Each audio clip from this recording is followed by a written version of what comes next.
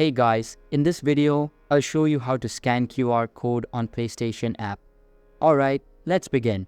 First of all, open up something on your PS that requires you to sign in and bring us to this page. Here, there's going to be a QR code.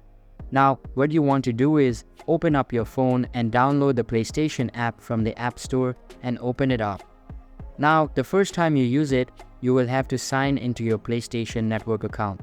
But once you're signed in, you'll be brought to the home page.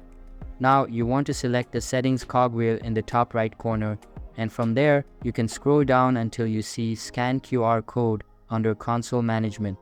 After that, I'm going to scan the code. It's going to ask if you're trying to sign in on PlayStation 4. So, I'm going to approve, and that's it. So that's basically how you can scan QR code on PlayStation app. And that's it for this video. If you find this helpful, consider subscribing and giving this a big thumbs up. Thanks.